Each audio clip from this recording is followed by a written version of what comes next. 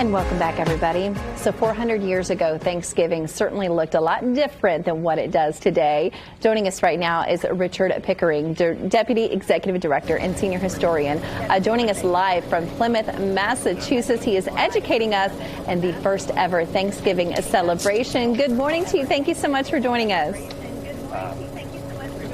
Good morning. Happy Thanksgiving. Happy Thanksgiving. Okay, let's talk about Plymouth, Massachusetts, considered America's hometown. Give us a little bit of a lesson, Richard, as to why.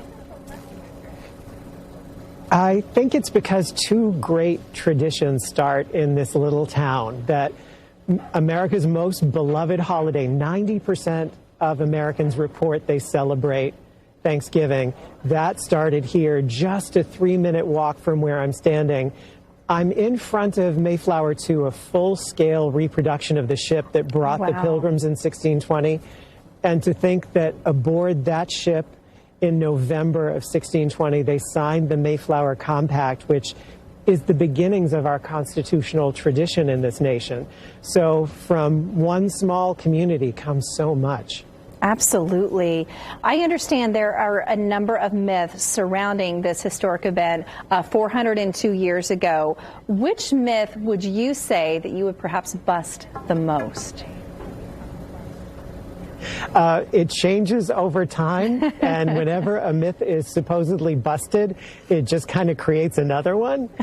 So my favorite right now is, for the last 10 years or so, people have been saying there was definitely no turkey at the first Thanksgiving, even though the one written description describes 4 hunters going out for 4 hours, coming back with enough wildfowl to feed the company for a week. So I just get this image of pilgrims with their blunderbusses and muskets purposefully avoiding hitting the turkeys. But, you know, people need to be fashionable. But it's just that with all the ducks and the geese and the crane and the swans, there was also turkey. Turkey just wasn't the centerpiece as it would become after the 1700s. Oh, sure. And I know some people wondering why the first Thanksgiving at Plymouth, considered the very first celebration of Thanksgiving in the country. Pilgrims loved to write about themselves. As a historian, I am so lucky. They documented everything. And there was a description of the 1621 harvest feast, but it was lost until 1839 or 1840. It's rediscovered, it's printed, and the editor in the anthology puts an asterisk that says this was the first Thanksgiving, because the feast looked like the holiday New England was already celebrating.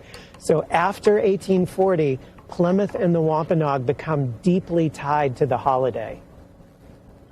Okay. All right. Well, thank you so much for being here. We appreciate the lesson. We appreciate the time. Is there anything else that you'd like to add, sir, before we let you go?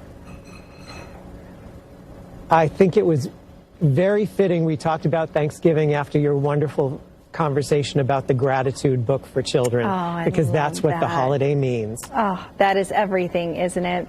Richard, thank you so much. Thank you for the lesson, and happy Thanksgiving to you.